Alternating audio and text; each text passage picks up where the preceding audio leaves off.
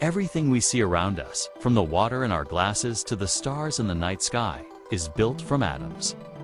For a long time, we were taught that atoms of a single element are identical. However, the deeper we look into the heart of the atom, the nucleus, the more we realize that elements are not monolithic. They have variants, siblings of sorts, that share the same name but carry different weights. These variants are called isotopes. The anatomy of an atom. To understand isotopes, we must first understand the structure of the atom. Every atom consists of a dense central core called the nucleus, which is surrounded by a cloud of electrons.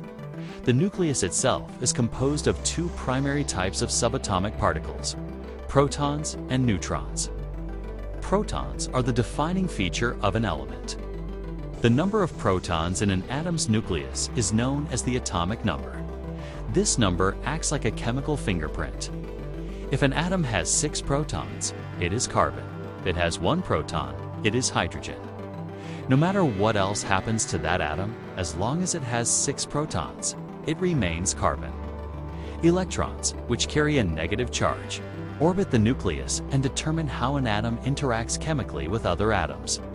In a neutral atom, the number of electrons equals the number of protons. Then, there are neutrons. Neutrons carry no electrical charge. They are neutral. Their primary role is to provide stability to the nucleus, acting as a sort of nuclear glue that helps hold the positively charged protons together, which would otherwise repel each other due to electromagnetic force. Defining the isotope. An isotope is defined as an atom that has the same number of protons as other atoms of the same element, but a different number of neutrons. The word isotope comes from the Greek words isos, meaning equal, and topos, meaning place. This reflects the fact that isotopes of the same element occupy the same place on the periodic table because they have the same number of protons and electrons. Isotopes of an element behave almost identically in chemical reactions. However, because they have different numbers of neutrons, they have different physical masses. To distinguish between isotopes, we use the mass number. The mass number is the sum of protons and neutrons in the nucleus. We write this by placing the mass number after the element's name. For example, carbon-12 has 6 protons and 6 neutrons, while carbon-14 has 6 protons and 8 neutrons. The discovery of isotopes. The concept of isotopes was not immediately obvious to early scientists. In the late 19th and early 20th centuries, chemists believed that every element had a fixed, unique atomic weight. This view began to shift as researchers studied radioactivity.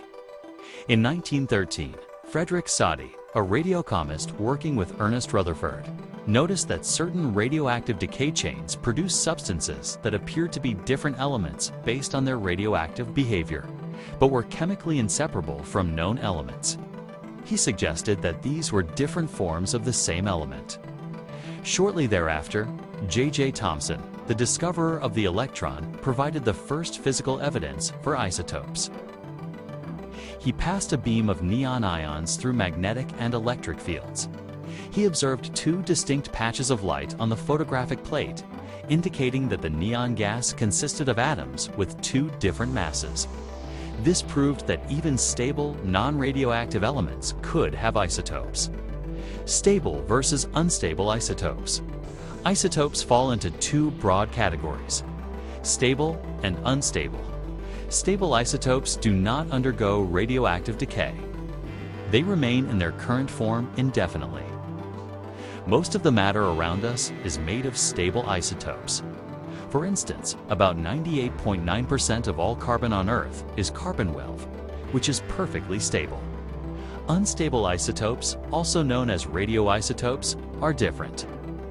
Their nuclei have an uncomfortable ratio of protons to neutrons, making them energetic and unstable.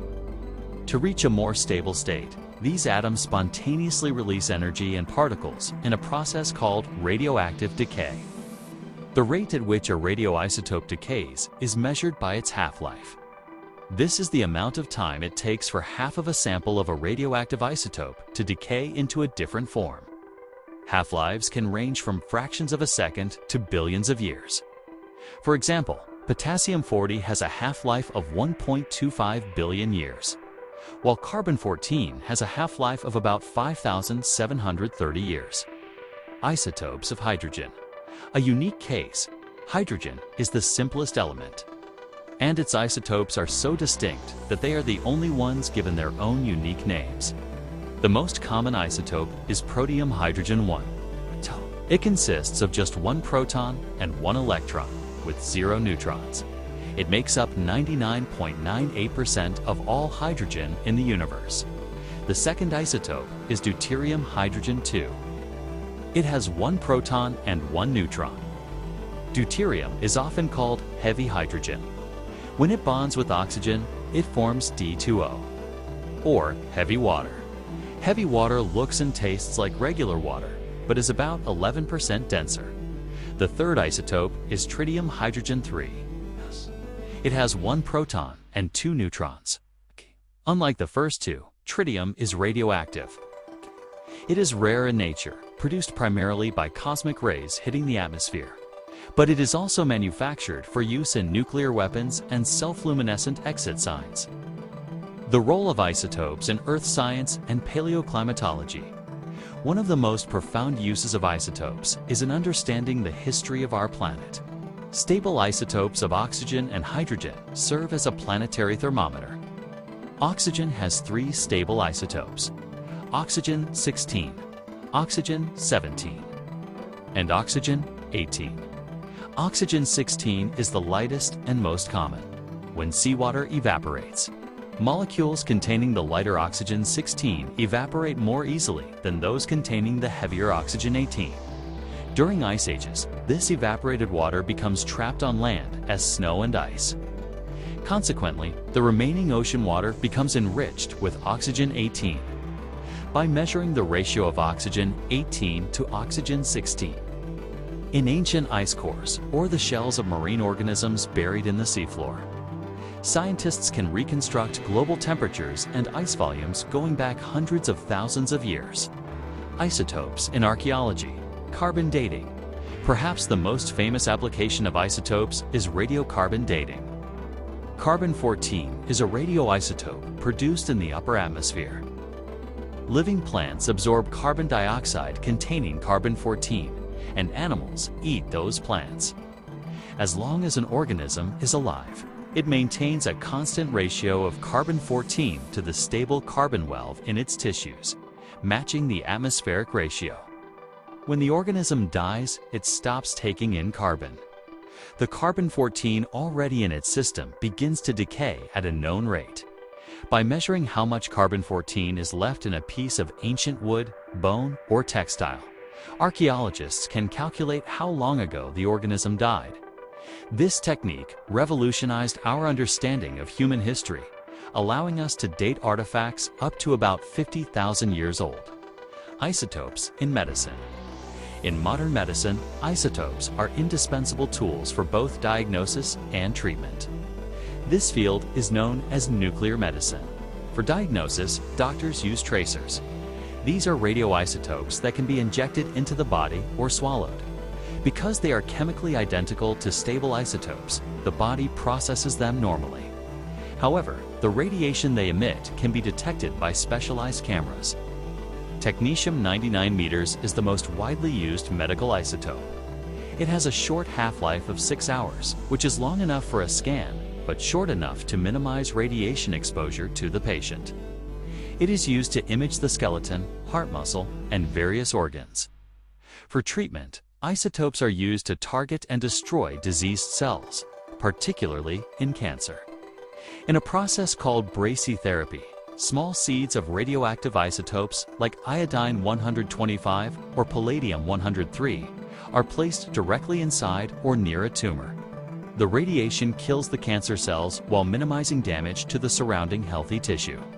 Radioiodine therapy is also a standard treatment for thyroid cancer, as the thyroid naturally absorbs iodine, allowing the radioactive isotope to target the site with extreme precision. Isotopes in energy. Nuclear power. The power of isotopes is also harnessed to generate electricity. Nuclear power plants rely on the fission, the splitting of specific isotopes. Uranium is the primary fuel. Natural uranium consists mostly of uranium-238, which is not easily split. However, it contains a small amount, about 0.7% of uranium-235. Uranium-235 is fissile, meaning it can sustain a nuclear chain reaction. To make nuclear fuel, uranium is often enriched, a process that increases the concentration of uranium-235. When a neutron strikes a uranium-235 nucleus, the nucleus splits, releasing a massive amount of heat and more neutrons, which go on to split more atoms.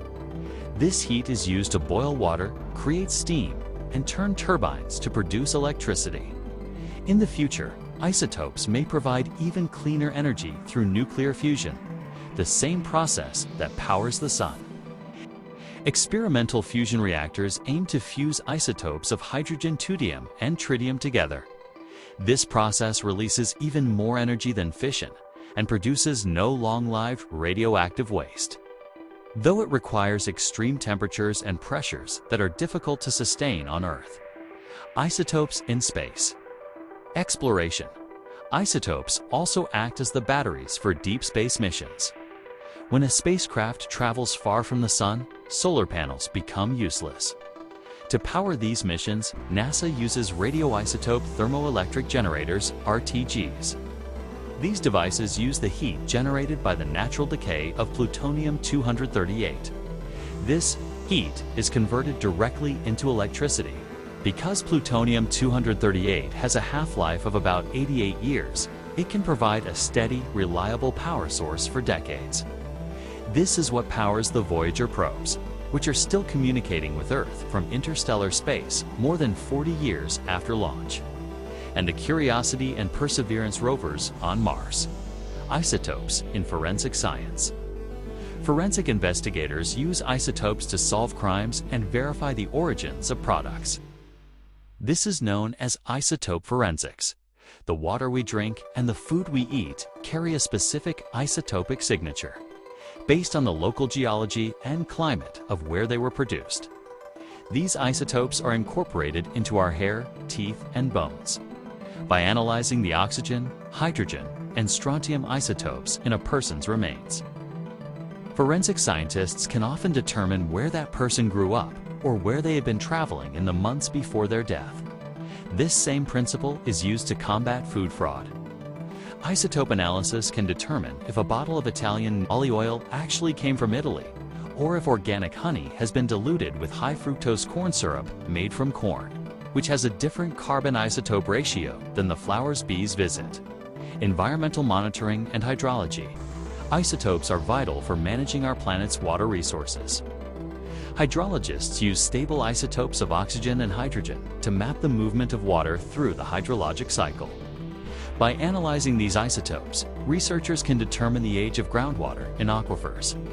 If the water is fossil water, thousands of years old, means the aquifer is not being replenished quickly and must be managed carefully.